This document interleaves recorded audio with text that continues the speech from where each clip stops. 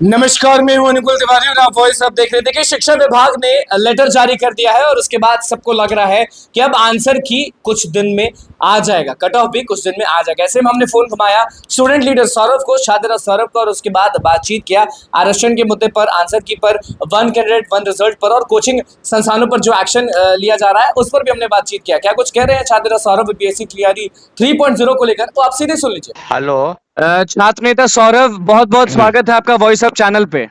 ठीक है, धन्यवाद। अभी आपने देखा होगा कि शिक्षा विभाग ने एक नोटिस जारी किया है। उस नोटिस को किस तरह से देखते हैं? रिजर्वेशन वाले मुद्दे पर नोटिस जारी हुई है। अब क्या लगता है कि इस नोटिस के बाद आंसर की जो है कट ऑफ जो है वो जल्द जारी होगा? देखिए, निश्चित रूप से जिस तरह की बातें हो रही थी टीआरई परीक्षा के बाद और इस तरह की हुई कि शिक्षक बहाली में 87,000 पदों की परीक्षाएं हुई और उसके बाद ये था कि अभी जल्द ही इसका जो है आंसर की जारी होगा, उसके बाद फिर बताया जाएगा आगे क्या होगा। तो सारी चीजें तो अब अभी अभी एक नोटिस आया है कि जो पहले की तरह जो नियम है 50% आरक्षण 1 to 5 से लेकर 6 to 8 जो रोस्टर क्लियरेंस हुआ है, उस मामले में अब सरकार ने फैसला किया है कि अब जो रिजल्ट का प्रकाशन है हम कैसे करेंगे। हम तो पहले से भी कह रहे थे और बिहार सरकार ने कहा कि जो 65% आरक्षण का दायरा है उसको पटना उच्च न्यायालय ने खारिज किया, तो उच्चतम न्यायालय में मामला गया। उच्चतम न्यायालय ने भी पटना उच्च न्यायालय के फैसले को यथावत रखा। उस मामले में फिर आगे की कार्रवाई होने की बात रखी गई है। तो हम लोग अब आगे क्या करने जा रहे हैं ना, निश्चित रूप से हम लोग सारी चीजों पर आगे बढ़ रहे हैं। और जो आज जो नोटिस आया है इस बात को साबित करता है कि बीपीएससी 3 जिसमें शिक्षक अभ्यर्थी और सब लोग आगे बढ़ेंगे और हम लोग काम करेंगे। मतलब कि ये नोटिस जारी करके शिक्षा विभाग हाँ। ने अच्छा अच्छा स्टेप लिया है।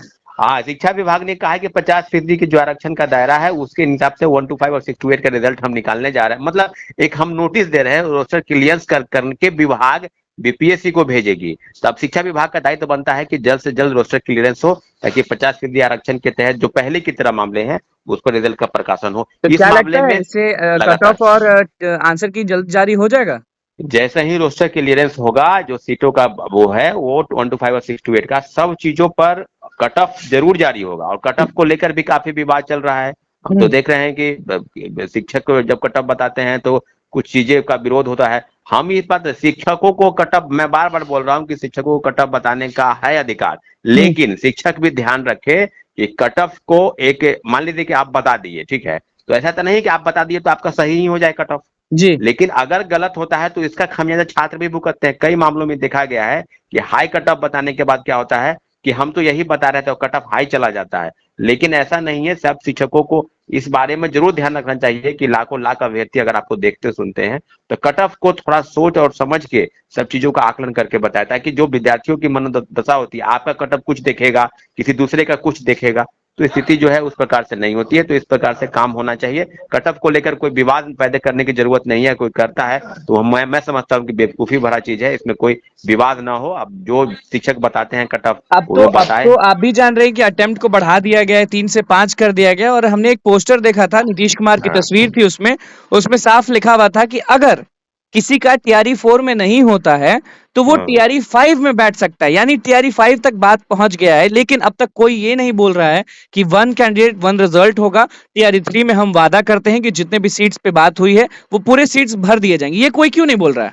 देखिए, बात ये है कि हम लोग पहले से भी कह रहे थे कि टीआरई 3 में कई लोगों को मौका नहीं मिला और 5 बार बैठने की जो बाध्यता थी इस पर हम लोग कह रहे थे कि 3 बार ही बैठेगी तो मौका दे। परीक्षा तो हुई नहीं, काफी दिनों के बाद परीक्षा हुई। ST 11, उसके बाद 19, तो कई लोग का उम्र खत्म है। कोई एक बार ही बैठे या कोई 2 बार एसटीईटी बैठे। वाले का आप मुद्दा देख रहे होंगे लगातार, कि सुनवाई पे सुनवाई हो रही है और वो लोग अभी भी तड़प रहे हैं। हाँ, वही हम कह रहे हैं ना कि जब मौका जब मिला ना, जब STET की परीक्षाएं नहीं हुई, लोग पात्रता परीक्षा पास नहीं है, तो फिर कैसे वो परीक्षा में बैठेंगे। तो इसलिए हम लोग का डिमांड था जिसको बिहार सरकार ने माना है और 3 बार से बढ़ाकर उसको 5 बार किया, 5 बार किया है बैठने के लिए। तो हम लोग सब चीजों पर देख रहे हैं। सरकार की गंभीरता अगर है इस बात पर तो 1 to 1 सभी सीटों को भरने की बात होनी चाहिए। पूरक परिणाम के लिए नहीं ऐसा कि आपसे फिर हम डिमांड करें, फिर प्रोटेस्ट में जाएं, बीपीएससी का घेराव करें, जो अन्य तरीके से जो लर्निंग की बात है।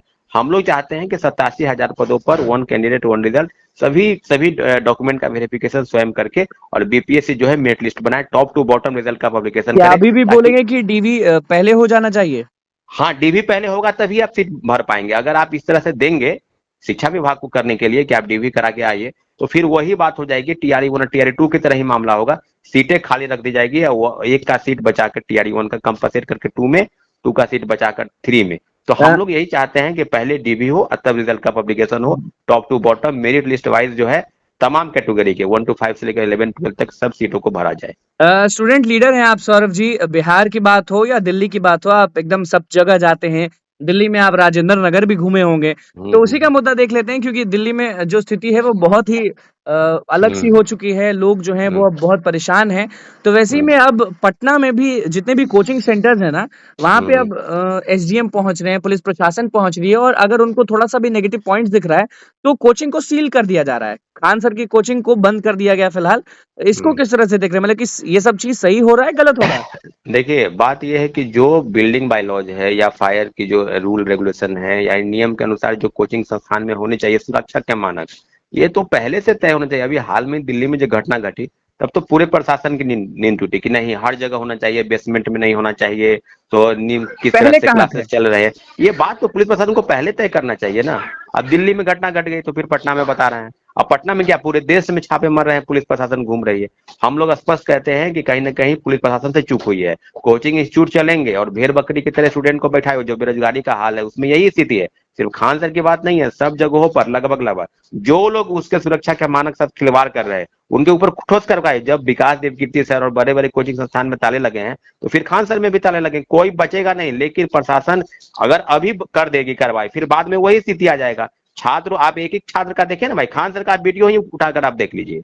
एक एक क्लास में 2-2 3-3 हजार लोग बैठते हैं, और आने और जाने का, इंटर करने का, एग्जिट होने का मात्र एक रूम है या दो अलग अलग सीढ़ी है। तो ये देख लीजिए, सब चीजों पर हम लोग सोच रहे हैं कि क्या होना चाहिए। सुरक्षा के मानक से खिलवाड़ नहीं होना चाहिए, प्रशासन को इसका ध्यान रखना चाहिए। प्रशासन घूम रही है। पटना के जितने भी लाइब्रेरी हो गए, पटना में जितने भी कोचिंग संस्थान हो गए, वहाँ पुलिस प्रशासन एकदम घूम रही है लगातार। देखिए, हम यही कहेंगे कि सब संस्थानों को, कल डिस्ट्रिक्ट मजिस्ट्रेट बैठक भी हुई थी, कोचिंग संस्थान के जो हेड थे, प्रमुख थे, उनके साथ।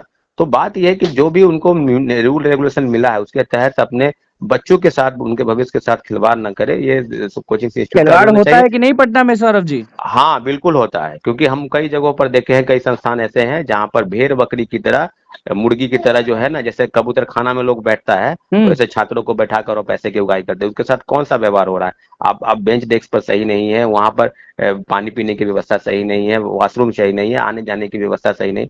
तो अगर कोई भगदड़ मचता है, एक भूकंप अगर आ जाएगा, भूकंप छोड़िए ना, एक छोटी सी बात अगर हो जाएगी, तो मुझे लगता है कि उसमें 3 ही मरे हैं ना दिल्ली में, यहाँ 300 और 3000 भी हो सकते हैं।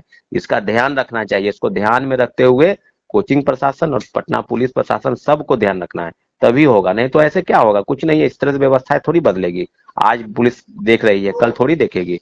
सभी को तय करना है, छात्रों को भी, और शिक्षक जो है, जो पढ़ा रहे हैं, कोचिंग इंस्टीट्यूट चला रहे हैं, उनको भी देखना है। सिर्फ पैसे की उगाही आप नहीं करें, छात्रों के साथ आप इस तरह का चीज नहीं करें। उनको बैठने के लिए पर्याप्त जगह और निकलने और आने जाने का पर्याप्त, जो भी फी है वो तो बे कर ही रहे हैं, आपको दे ही रहे हैं, इसका भी ध्यान होना चाहिए। बिल्कुल, मतलब कि आप सीधे आप कह रहे हैं कि ये जो चीज हो रहा है वो सही हो रहा है, और शिक्षा विभाग ने जो निकाला है लेटर, उससे साफ हो गया कि बस कुछ दिन में आंसर की और कट ऑफ जारी हो जाएगा। ऐसा तो है, ऐसा लगता है। श्योर।